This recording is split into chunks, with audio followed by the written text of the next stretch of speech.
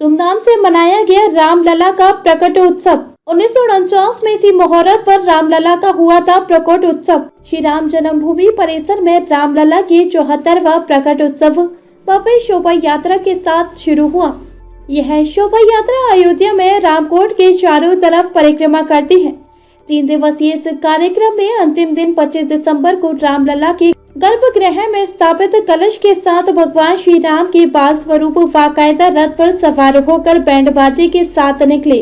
रथ पर आगे हनुमान जी के स्वरूप विराजमान थे तो पीछे हनुमान गढ़ी के निशान के साथ साधु संत और पीले कपड़ों में भी सजे धजे वेद पाठी बच्चे चल रहे थे। श्री राम जन्मभूमि परिसर में 1949 में इसी मुहूर्त पर रामलला का प्रकट उत्सव हुआ, जिसके बाद से ही हर वर्ष प्रकट उत्सव मनाने का सिलसिला शुरू हुआ। हालांकि बाबरी विध्वंस की घटना ने इसमें अवरोध डाला था और सन 1992 के बाद सुरक्षा और सामाजिक सद्भाव खराब होने का हवाला देकर राम जन्मभूमि परिसर के भीतर इस तरह के कार्यक्रमों पर रोक लगा दी गई थी।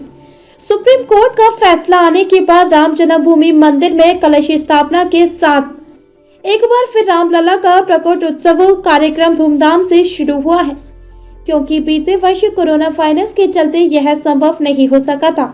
जन्मभूमि परिसर से ही कार्यक्रम का प्रारंभ होता है। पहले यहाँ से ही मंदिर भगवान भोलेनाथ क्षीरेश्वर नाथ मंदिर से निकलती है और कलश पूजन के लिए मंदिर के गर्भगृह में रखा जाता है। यह समिति के द्वारा आज प्रातः कालीन 11:30 कलश ला करके उस कलश को लेकर के रामकोट की परिक्रमा की जाती है। परिक्रमा का स्वरूप आप लोगों को देखने को मिल रहा है। भव्य दिव्य रूप से आज यह परिक्रमा रामकोट की भगवान श्री राम के स्वरूप को लेकर और जो पूजन कलश है उस कलश को लेकर के संत समाज वैदिक विद्वानों के साथ संत गृहस्थ को लेकर के और यह यात्रा प्रारंभ की जा रही है। भूमि परिषद से भी कार्यक्रम का प्रारंभ होता है। सबसे पहले यहाँ से ही मंदिर भगवान भूत बामन भोलेनाथ क्षीरेश्वरनाथ मंदिर से चल करके और कलश पूजन के लिए मंदिर के गर्भगृह में रखा जाता है और ये समिति के द्वारा जब और इसके बाद आज प्रातःकालीन 11:30 बजे कलश ला करके और वह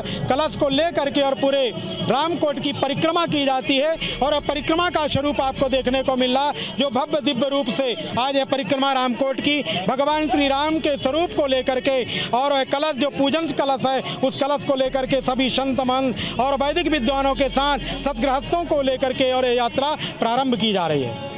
1949 में भगवान प्रकट हुए थे। उसी अवसर पर इसे प्राकट्य महोत्सव के रूप में वर्षगांठ के रूप में मनाया जाता है। बाबा बीराम दास जी ने प्रथम यात्रा को प्रारंभ किया था। यह सदैव परंपरागत रूप से मनाई जा रही है। आज का 74वां वर्ष है, यानी कि 74 वर्ष से आज तक लगातार मनाते हो गया है। यह रामकोट की पूर्ण परिक्रमा करके यात्रा प्रारंभ किया जाता है।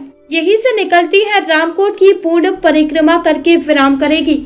ये भगवान के प्राकट्य महोत्सव की 1949 में भगवान प्राकट्य महोत्सव प्राकट हुए थे और उसी अवसर पर यह प्राकट्य महोत्सव के रूप में वर्षगांठ के रूप में मनाई जाती है और यह बाबा अभिराम दास जी ने प्रथम यात्रा को प्रारंभ किया था और यह सदैव परंपरागत यह यात्रा मनाई जा रही है और ये आज की 74वां वर्ष है। 74 वर्ष आज लगातार ये मनाते हो गया है और ये रामकोट की पूर्ण परिक्रमा करके और ये यात्रा का प्रारंभ किया जाता है, यहीं से निकलती है और ये रामकोट की पूर्ण परिक्रमा करके और यहीं आकर के विराम करेगी।